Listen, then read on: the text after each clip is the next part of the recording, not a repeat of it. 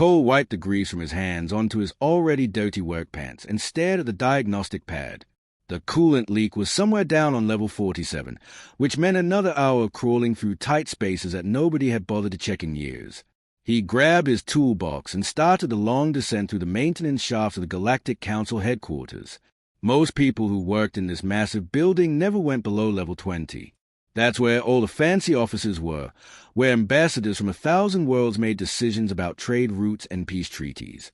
But Cole knew the real building, the one that existed in the shadows beneath all that political theater.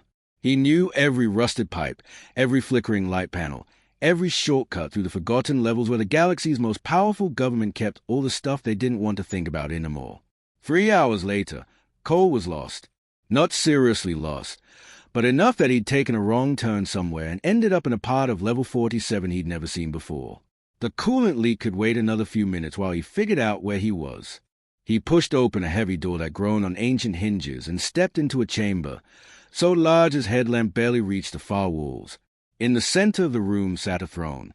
Not a chair, not a seat, but an actual throne that looked like it had been carved from a single piece of black stone that seemed to drink in the light from his headlamp. Dust covered everything, and the air tasted stale like nobody had breathed it in decades. Cole had heard stories about this place from other maintenance workers. They called it the Vault of Lost Things, where the council stored artifacts that didn't work or didn't matter anymore. He walked closer to the throne, his footsteps echoing in the vast space. According to the rumors, some ancient civilization called the Architects had built it millions of years ago, and archaeologists had been studying it for decades trying to figure out what it did. Apparently every important species in the galaxy had sent their best people to examine it. Scientists, politicians, even some kind of priest types who thought it was religious. Nobody could get it to do anything. It just sat there, taking up space that could have been used for actual storage. Cole's legs ached from the crawl through the maintenance shafts. His back felt like someone had been using it for hammer practice. He looked at the throne and then at the dusty floor and made a practical decision. He walked over and sat down, grateful for anything that wasn't a cramped metal tunnel or a concrete floor. The moment his weight settled onto the seat, everything changed. The throne erupted with light, not harsh or blinding, but flowing across its surface in patterns that looked almost alive. Rivers of blue and gold spread from where Cole sat, racing along channels carved into the stone that he hadn't even noticed before. The dust on the throne's surface scattered as energy pulsed beneath it, and suddenly the entire chamber was illuminated by a soft glow that came from everywhere and nowhere at once. Cole tried to stand up. His muscles tense and his hands pushed against the armrests, but nothing happened. He was stuck, held in place by something he couldn't see or feel, but that was absolutely preventing him from moving. Panic started to creep up his spine as symbols began appearing in the air around him, floating like holographic projections, but more solid somehow, more real. They looked like writing, but not in any language Cole had ever seen in his 26 years working maintenance jobs across half the galaxy. The strange part, the part that made his heart race even faster, was that he could understand them. Not read them exactly, but understand them the way you understand someone speaking even if you can't explain how you know what the words mean. The symbols were asking him something, showing him something, and his mind was processing information that shouldn't have been possible to process. He heard running footsteps echoing from the corridor outside. Voices shouted in languages he did recognize, along with several he didn't. The door burst open, and his supervisor Kelly came through first, her tablet still in her hand and her face frozen in an expression of complete shock. Behind her came what looked like half the diplomatic staff from the upper levels, all crowding into the doorway to stare at the impossible sight of a human maintenance worker sitting on a throne that blazed with more light than it had shown in recorded history. Commander Voss pushed his way to the front of the crowd. Cole had seen him before in the building, usually surrounded by assistants and looking important. He was from some species that resembled an earth lizard if earth lizards were 7 feet tall and wore formal military uniforms covered in medals. His scales caught the light from the throne as he stepped closer, his eyes narrow with suspicion and something that might have been anger. Kelly reached Cole first, her hand hovering near his shoulder but not quite touching him, as if she was afraid the energy flowing around the throne might shock her. Her voice came out as barely more than a whisper, but in the sudden silence of the chamber it carried clearly to everyone watching. She asked a question that nobody else seemed able to form into words, the question that would change everything about how the galaxy understood itself and its place in the ancient history of the universe. Cole's mind felt like someone had opened a floodgate directly into his skull.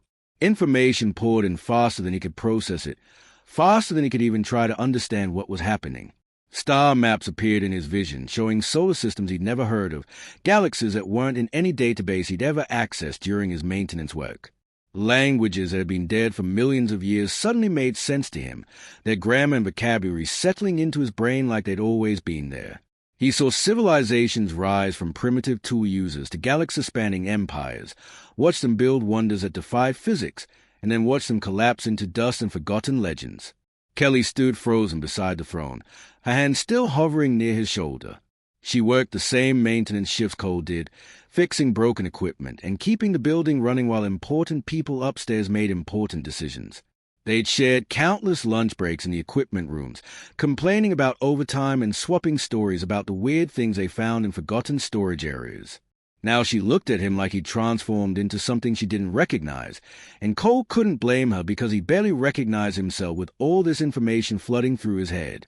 Commander Voss moved closer, his polished boots clicking against the stone floor. The medals on his uniformed chest caught the light from the throne's patterns as he circled around to get a better view of Cole's face. His voice came out harsh and demanding, the kind of tone that expected immediate answers and didn't appreciate being kept waiting.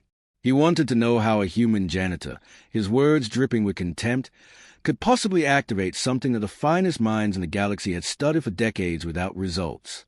Kelly's response was quick and sharp, correcting him with a proper job title. Maintenance technician, not janitor. Cole would have smiled if his face muscles weren't locked in concentration, trying to handle the overwhelming data stream. Kelly always stood up for the crew, always made sure people remembered that maintaining a building this size required actual skill and training, not just a mop and bucket. The throne pulsed again, and this time the information felt different. Instead of random facts and historical records, Cole started receiving something more structured, more intentional. He saw the architects themselves, or at least recordings of them, beings that looked almost human but not quite, with eyes that held depths of knowledge that made him feel like a child looking at advanced mathematics. They had built the throne as a test, creating it during the height of their civilization when they controlled most of the known galaxy and were looking for someone to inherit everything they created. But they hadn't been looking for strength or intelligence or technological advancement. Those things were easy to find, coming across hundreds of species that reached for the stars. The architects had been searching for something else entirely, something rare enough that they were willing to wait millions of years to find it. They wanted to know what kind of being would approach ultimate power not with ambition or planning, but with simple human need. Cole understood it now with perfect clarity. Every species that had examined the throne over the centuries had approached it as a puzzle to solve or a prize to win. Scientists studied it looking for activation mechanisms. Politicians schemed about what they'd do once they controlled it. Military leaders calculated how its power could expand their territories. Religious figures searched for spiritual significance in its construction. Every single one of them had sat on the throne or touched it or tried to interface with it while their minds were full of plans and desires and carefully constructed goals. Cole had just been tired. His back had been aching from crawling through maintenance shafts for 3 hours. His legs had been shaking from fatigue. He'd seen the throne as nothing more than a place to sit down and rest for a few minutes before continuing his work. There had been no ambition in that moment, no grand plan, nothing but the simple human need to take the weight off his feet. The room around them began to change. Panels that Cole had assumed were just decorative stone slid open with whispers of ancient machinery that still functioned perfectly after eons of silence. Technology hummed to life, systems activating in sequence as the throne recognized it had finally found what it was searching for. Lights appeared along the walls in colors that didn't quite match anything in normal human vision, and displays materialized in the air showing information in languages both living and dead. The crowd of officials pressed closer, trying to see everything at once. More people kept arriving through the doorway, drawn by rumors that were already spreading through the building's communication networks. Something impossible was happening in the Vault of Lost Things, and nobody wanted to miss witnessing history being made. Cole spoke quietly, his voice strained from the effort of processing everything the throne was showing him. He explained what he was seeing, what the architects had intended, why the throne had waited so long for activation. It was a test of character rather than capability, a search for someone who would value rest over conquest, who would sit on a throne meant to rule galaxies simply because they needed a chair. Commander Voss stepped backward, and Cole noticed something shift in the alien's expression. The anger was fading, replaced by something that looked almost like fear. The commander asked a question that everyone was probably thinking, wanting to know what the throne wanted from this human maintenance worker who'd accidentally passed a test that entire civilizations had failed. Cole closed his eyes, letting more information flow through the connection between his mind and the ancient systems. The answer was both simple and terrifying in its implications. The throne wanted to know what kind of person sits down on something designed to control the fate of countless worlds. It wanted to understand the heart and mind of whoever would inherit the architect's legacy. And it had finally found someone whose first instinct when facing ultimate power was just wanting a moment to rest their tired legs. The holographic displays materialized around Cole like a sphere of floating windows, each one showing a different world in crisis. His eyes moved from screen to screen, taking in scenes that made his chest tighten with recognition of suffering he'd seen too many times in his years working across different stations and colonies. One display showed farmers on a distant agricultural world staring at fields where nothing would grow anymore, the soil exhausted from decades of over-farming and no one knowing how to fix it. Another screen revealed a medical facility overwhelmed with patients suffering from a disease that had a cure, but the cure required technology this particular civilization hadn't developed yet. A third showed infrastructure collapsing on a mining colony, good people losing their homes because the support systems were failing and nobody had the resources to repair them properly. The throne was asking Cole what to do about all of it. Deep in his mind, where the connection felt strongest, he could sense the vast network of technology the architects had left behind. Automated systems that could revitalize dead soil, medical databases containing cures for thousands of diseases, engineering solutions that could rebuild failing infrastructure in days instead of years. All of it was waiting for him to give a command, to decide who got help first and who had to keep waiting. Commander Voss leaned in close enough that Cole could smell something like cinnamon mixed with machine oil coming from the alien scales. His voice carried an edge of eagerness that made Cole uncomfortable, talking about how the medical technology alone could save his people billions in resources and asking, almost demanding, that Cole grant him access first. The way Voss said it made it clear he wasn't thinking about saving lives as much as he was thinking about what his government could do with technology that valuable, how much power it would give them in negotiations with other species. Other officials crowded closer, and suddenly Cole was surrounded by voices all talking at once. A military general wanted the defensive systems. A trade minister wanted the manufacturing technology. An ambassador from one of the mining consortiums wanted access to the resource scanning equipment. Each one had reasons that probably sounded good to them, arguments about why their people deserved priority, why their needs were more urgent than anyone else's. Rita pushed through the crowd, and Cole recognized her from the cafeteria on level 12 where maintenance workers sometimes ate lunch alongside junior diplomats who couldn't afford the fancy restaurants on the upper levels. She was human, originally from one of the Andromeda colonies, and she'd always been kind to the maintenance crew. Her approach was gentler than the others, her voice reasonable and friendly as she reminded Cole to think about the good it could do with this technology. But then she added something that made his stomach turn, suggesting he think about the power humanity could have if he made the right choices about who to share the architect's gifts with. Cole barely heard any of them. His attention stayed fixed on the first display, the one showing the dying farmland. He studied the images of families who depended on those fields, people who looked tired and worried in that particular way that comes from not knowing how you're going to feed your children next season. The throne was waiting for his decision, ready to deploy solutions that would fix everything wrong with that world's agriculture. He asked the throne a question that made the crowd go quiet. Could they fix the problem without the farmers knowing where the help came from? The symbols floating in his vision shifted and rearranged themselves, the throne processing this unexpected query and showing him options for how the solution could be delivered anonymously. Commander Voss sputtered, his careful diplomatic composure cracking as he demanded to know why anyone would hide their involvement in helping someone. The confusion in his voice was genuine, as if the concept of helping without taking credit was completely foreign to his way of thinking. Cole kept his eyes on the display as he explained. If the farmers thought someone else had saved them, they'd wait around for someone else to save them the next time something went wrong. But if their own scientists discovered a solution, if they figured out how to heal their soil through what looked like their own research and effort, then they'd know they had the capability to solve the next problem too. They'd learn that they didn't need to wait for rescue, that they had the power to save themselves. The throne blazed brighter, light flowing through channels in the stone that hadn't been visible before. Somewhere in the vast network of architects' technology, systems unlocked and activated. Cole felt it happen through the connection, felt a section of the ancient infrastructure come online, and begin working on solutions for that farming world. Kelly watched from her position near the throne, her expression shifting from worry to something like wonder. She'd worked alongside Cole for years, listened to him talk about the people they met during repair calls, noticed how he always seemed more concerned about whether the fix would last and whether he'd get credit for doing it. Now she was seeing that same tendency applied to technology that could reshape the galaxy. Cole moved to the next display, this one showing the medical crisis. Again he asked questions that seemed to baffle the officials crowding around him. Would deploying the cure hurt anyone? What did the people suffering from this disease actually need beyond just a medical treatment? Was there a way to help them build their own medical infrastructure so they wouldn't be dependent on outside assistance for the next health emergency? Each question unlocked more of the network. Each answer that prioritized long-term well-being over quick fixes or political advantage caused another section of the architect's legacy to come online. The throne wasn't responding to commands or showing favor based on Cole's species or his position. It was responding to something deeper, something that the galaxy had apparently forgotten to value somewhere along the way to becoming civilized and advanced. One of the human workers standing near Kelly, a young guy named Derek who usually worked the electrical systems on level 30, whispered loud enough for others to hear.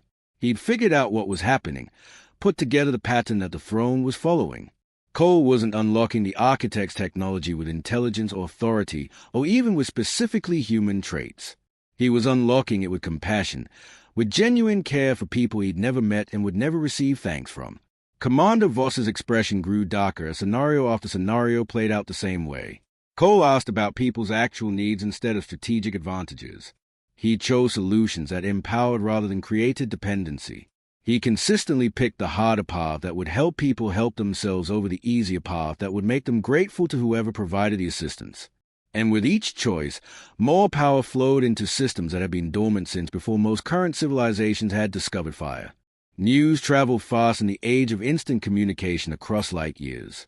Within 6 hours of the throne's activation, every government in the galaxy had received reports about what was happening in the forgotten storage chamber on level 47. By the time Cole had worked through his 10th scenario, his face was appearing on news feed from the core worlds to the frontier colonies. A human maintenance worker had activated the legendary Star Throne. The artifact that defied the greatest minds and most powerful leaders for generations.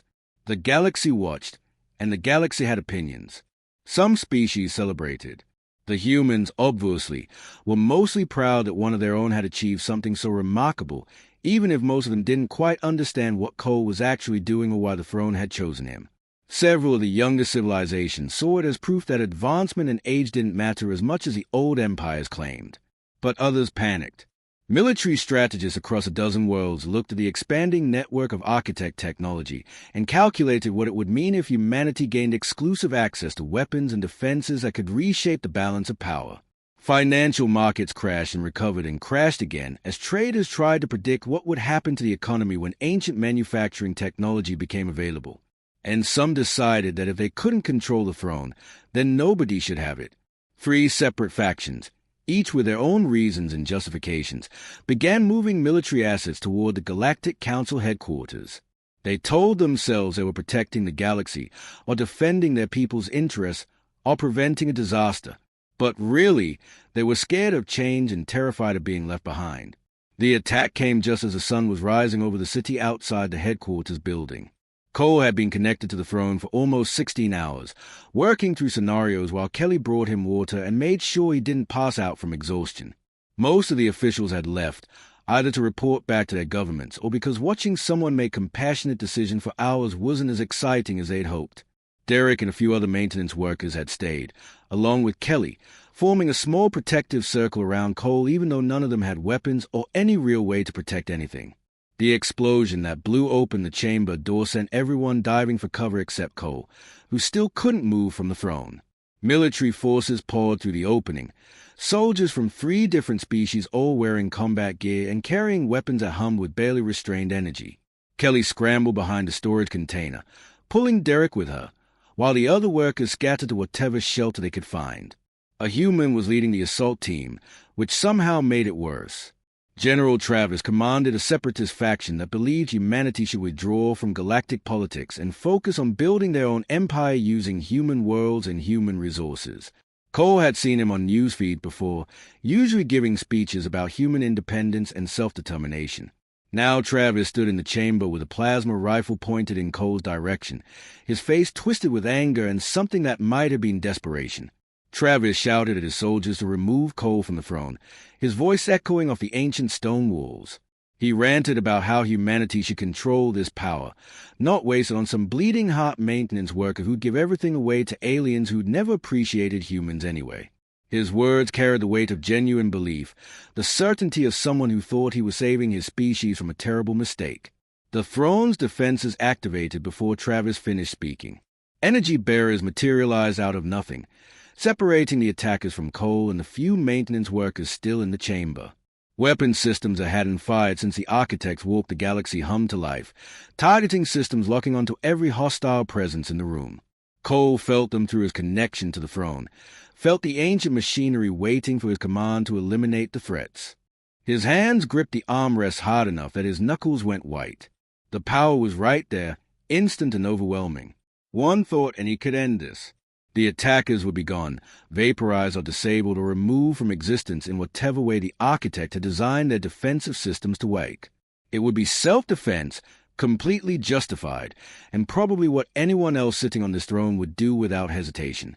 Cole said no. Just that one word, quiet but absolute. Travis demanded clarification, apparently not believing what he'd heard. His soldiers shifted nervously, aware that the targeting systems were still active, and pointed at them but confused about why nothing was happening. Cole repeated himself, louder this time. He told the throne he wouldn't use its weapons, wouldn't eliminate people who were scared and acting out of fear.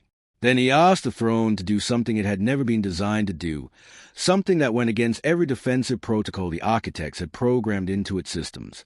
He asked it to show the attackers what he was seeing, to share his perspective with everyone who'd come here with violence in their hearts. The throne hesitated. Cole felt its confusion through the connection, felt it processing a request that didn't match any of its pre-programmed responses. But then it obeyed, and suddenly every person in that chamber who'd come to fight was seeing through Cole's eyes. Not the tactical situation or the strategic value of the technology. They saw the scenarios Cole had been reviewing for 16 hours straight. Children dying from diseases that had simple cures. Families losing everything because infrastructure was failing. People suffering from problems that could be solved if anyone with power cared enough to actually solve them. And they saw something else too, something that hit harder than any tactical information could have. They saw people from their own worlds, their own colonies and stations and settlements, facing the exact same problems. Weapons started lowering. A soldier near the front of Travis's assault team, a woman named Beth who couldn't have been more than 25, dropped her rifle like it had burned her hands. Tears were streaming down her face as she stared at something only she could see through the throne's shared vision. Her voice came out broken as she asked if there was really medicine here that could save her daughter on one of the colony worlds, a little girl who was sick with something the colony doctors couldn't treat. Cole answered quietly, his voice carrying in the sudden silence. Yes, there was medicine that could save her daughter.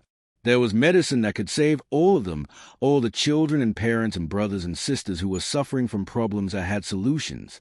But not if everyone was fighting over who got to control those solutions. Not if violence and fear kept them from working together to actually help the people who needed help. One by one, the soldiers lowered their weapons. Some of them were crying. Others just looked stunned, their faces showing the shock of people who'd been forced to confront the gap between what they thought they were fighting for and what actually mattered. Even the soldiers from the non-human species seemed affected, though Cole couldn't read their expressions as easily. Travis stood frozen, his rifle still raised but his hands shaking. His face showed confusion and anger and something else, something that looked like the painful recognition of being absolutely wrong about something you'd built your entire identity around. The separatist general who'd come to seize power for humanity was being defeated not by superior weapons, but by the simple emotional truth of one tired human who cared more about helping strangers and claiming authority. Commander Voss appeared in the doorway, having apparently fled when the attack started and now returning cautiously.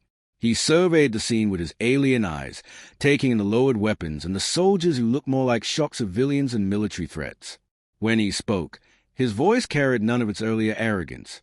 He'd finally understood what the architects had been searching for across millions of years and countless civilizations. They hadn't been looking for rulers or warriors or even particularly wise leaders. They'd been looking for someone who would never want to rule at all. The throne completed its final download just as the sun reached its peak outside the headquarters building. Cole gasped as a last massive wave of information flooded into his mind, this one different from all the others. This wasn't history or star maps or technical specifications. This was a complete administrative access to everything the architects had built, every system they'd left behind, every piece of technology they'd hidden across the galaxy waiting for someone worthy to inherit it. The weight of it was staggering, not physically but mentally, knowing that he now had the ability to reshape civilization itself with nothing more than a thought transmitted through his connection to the throne. Medical technology that could cure diseases nobody even knew existed yet. Weapons that could crack planets or shields that could protect entire solar systems. Manufacturing systems that could produce anything from basic tools to starships. Energy generation that would make current reactors look like candles compared to fusion reactors. Agricultural methods that could turn barren rocks into garden worlds. The list went on, each piece of technology more advanced than anything the current galactic civilization had developed in thousands of years of progress. The throne presented him with a simple question, displayed in symbols that floated in his vision with absolute clarity. What is your command? 3 words that contained the future of countless trillions of beings across hundreds of worlds. 3 words that made Cole's hand shake against the armrest because he understood exactly what was being offered and exactly what it would mean. Every official who'd stayed in the chamber or returned after the failed attack held their breath.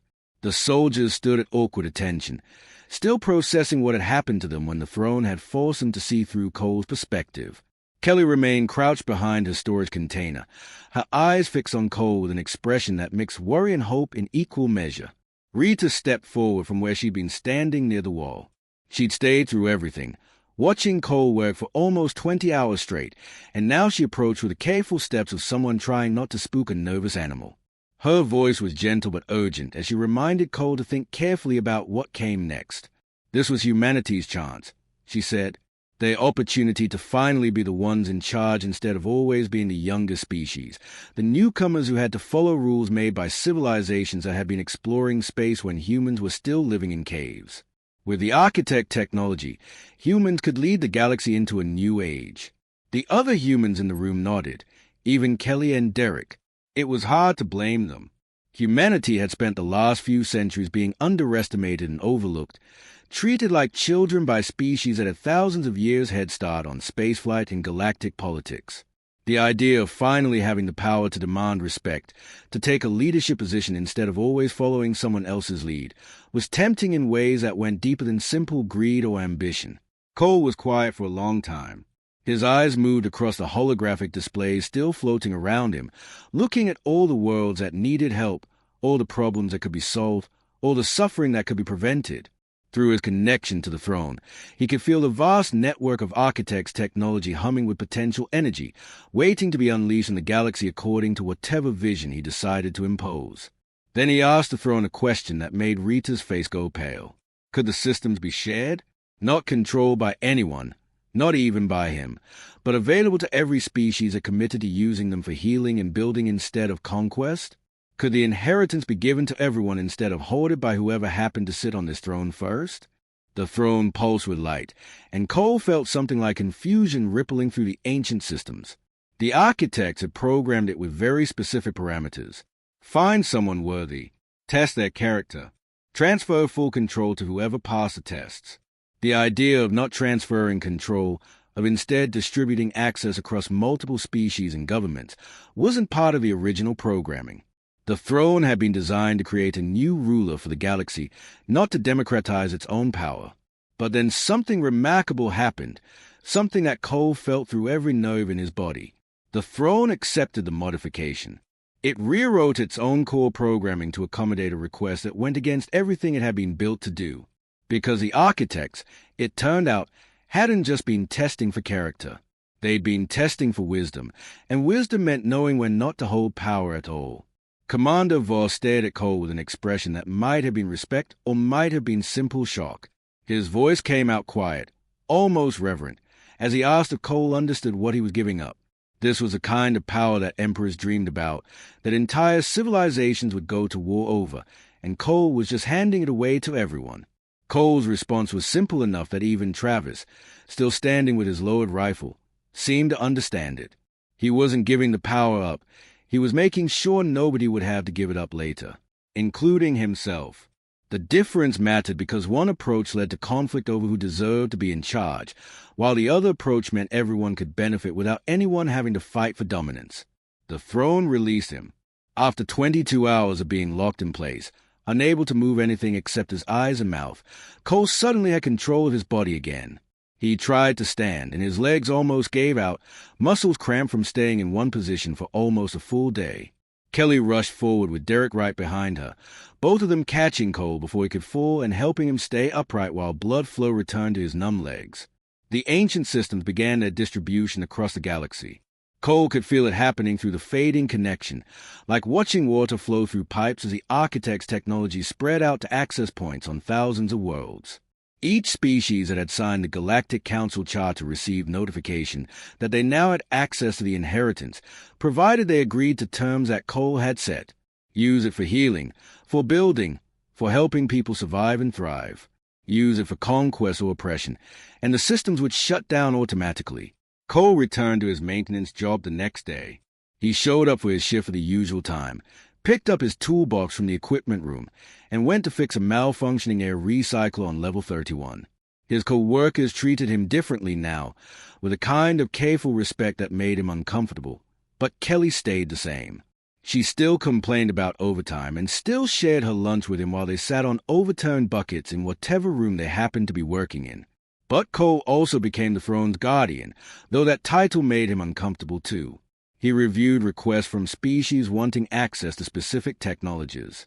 He investigated reports of the systems being misused. He spent hours each week sitting on the throne again, this time by choice, checking to make sure the architect's gifts were being used the way they were intended. Not because he was special or chosen or more worthy than anyone else, but because he'd proven something that the galaxy had needed to learn. The best person to hold power, it turned out, was someone who never wanted it in the first place. Someone who would sit on a throne not to rule, but simply because they were tired and needed to rest. Someone who would see ultimate authority offered to them and choose instead to share it with everyone, trusting that most people, given the tools and the opportunity, would choose to help rather than harm. And across the galaxy, something shifted. Species that had competed for resources and influence for thousands of years found themselves working together, sharing the architect's technology and learning from each other's approaches to the problems they all faced. Not because some new empire had conquered them or because a powerful ruler had forced cooperation, but because one exhausted human maintenance worker had sat down to rest and showed them all that kindness, given the power to choose anything, was still the strongest choice anyone could make.